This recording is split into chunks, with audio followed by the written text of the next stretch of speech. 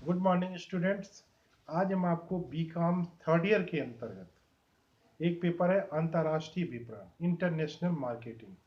ये international marketing क्या है और इस संबंध में जो विभिन्न अर्थशास्त्री हैं उनके क्या विचार हैं और इस अंतर्राष्ट्रीय विपणन के क्या क्षेत्र हैं, उस विषय में आज हम आपको बताने वाले हैं। तो सबसे पहले मैं आपको बताने जा रहा हूँ। तो इंटरनेशनल है क्या आखिर? भौगोलिक और राजनीतिक रूप से संपूर्ण विश्व भले ही अलग अलग देशों में बटा हो, किंतु संचार के साधनों और यातायात के विकास के कारण विभिन्न देशों में मधुर संबंध स्थापित हुए हैं। इसके परिणाम स्वरूप विभिन्न देशों की अर्थव्यवस्था में पारस्परिक संबंधों के कारण मजबूती आई है। विश्व के विभिन्न देशों के बाजार एक दूसरे से इस प्रकार जुड़े गए हैं जिससे कि वे एक ही बाजार प्रतीक होने लगे हैं। आज किसी भी देश के लोग सिंगापुर के फूल, स्कॉटलैंड के चॉकलेट, भारत के सूती वस्त्र, जापान के खिलौने, यूएस के मोटर वाहन आदि किसी भी देश में आसानी से उपलब्ध हैं। ये सब इंटरनेशनल के माध्यम से, अंतर्राष्ट्रीय विपणन के माध्यम से हम किसी भी देश की वस्तुओं अपने देश में हम उनको बड़े आसानी से प्राप्त कर सकते हैं।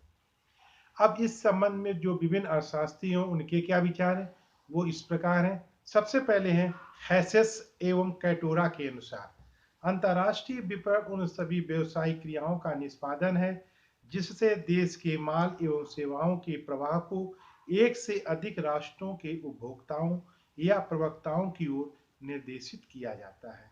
ये उन्होंने कहा है कि अंतर्राष्ट्रीय विपणन उन सभी क्रियाओं का निष्पादन है, यानी कि उन सभी क्रियाओं का कारण है जो जिसमें देश के माल और सेवाओं को प्रवाह एक देश से दूसरे देश के उपभोक्ताओं में किया जाता है, यानी एक देश के दूसरे देश के उपभोक्ताओं को माल पहुंचाया जाता है या उनमें प्रयोक्ता निर्देशित किया जाता है, यानी कि एक देश से दूसरे देश में माल को भेजा जाता है। इसे हम अंतर्राष्ट्रीय व्यापार कहते हैं। दूसरी परिभाषा है क्रेवेट्स के अनुसार अंतर्राष्ट्रीय विपणन अन्य देशों के बाजारों में विपणन उद्देश्यों को पूरा करने हेतु विपणन व्यूहरचना का निर्माण एवं क्रियान्वयन करना है। तो अंतर्राष्ट्रीय जो विपणन है, जो विश्व के अन्य देश है उसमें विपणन उद्देश्यों को पूरा करने की, यानी कि हमारी जरूरत को पूरा करने के लिए एक व्यूहरचना तैयार करते हैं कि हमें कैसे माल को वहां भेजना है, कैसे उसका क्रियान्वयन करना है। ये कैनवेस ने कहा है। तो एक अर्थशास्त्री और है प्राइवेट एंड फेडरल के अनुसार इन्होंने क्या कहा है, अंतर्राष्ट्रीय विपणन से तात्पर्य राष्ट्रीय सीमा रेखाओं के पार विपणन क्रियाओं का विकास एवं निष्पादन करना है। जब हम किसी दूसरे देश में हम व्यापार करते हैं, जब हम दूसरे देश में व्यापार करेंगे तो हम अंतर्राष्ट्रीय सीमाओं को के पार जाएंगे, तो वहां पे हम अपने विकास और उनके निष्पादन का कार्य करेंगे। तो इस तरह आपने देखा कि अंतर्राष्ट्रीय विपणन के संबंध में उसका क्या है और विभिन्न अर्थशास्त्रियों ने इस संबंध में क्या कहा है, वो आप इस माध्यम से आपने देखा।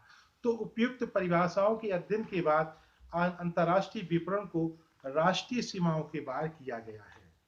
विपणन के रूप में समझा जा सकता है कि अंतर्राष्ट्रीय विपणन में विभिन्न देशों के उपभोक्ताओं को व्यवहारों को समझने की आवश्यकता है। अतः इस दृश्य से विपणन प्रबंधक की भूमिका महत्वपूर्ण हो जाती है।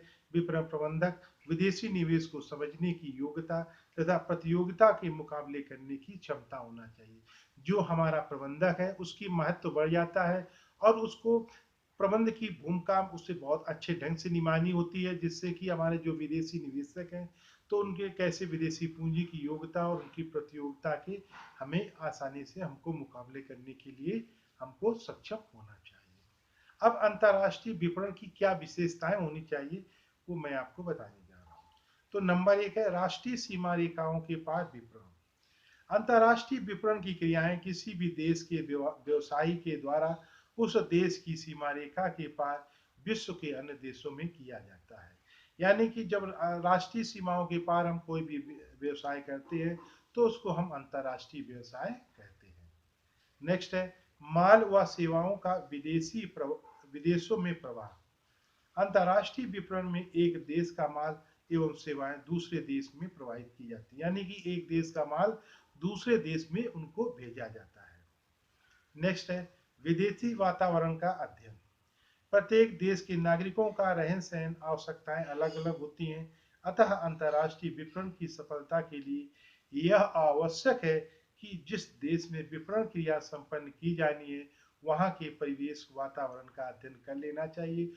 उसी के बाद हमें वहां पर व्यवसाय करना चाहिए। उससे ये होता है कि हमें उस देश के वातावरण, उस देश के लोग कैसे हैं, उन देश की प्रति व्यक्ति आय क्या है, उस देश के लोग कैसे कौन सा कपड़ा पहनते हैं, तो हमें अगर पहले से हम अध्ययन कर लेंगे तो हमें उस देश में व्यवसाय करने में किसी भी प्रकार की कोई दिक्कत नहीं होगी। नेक्स्ट है अंतर्राष्ट्रीय विपणन।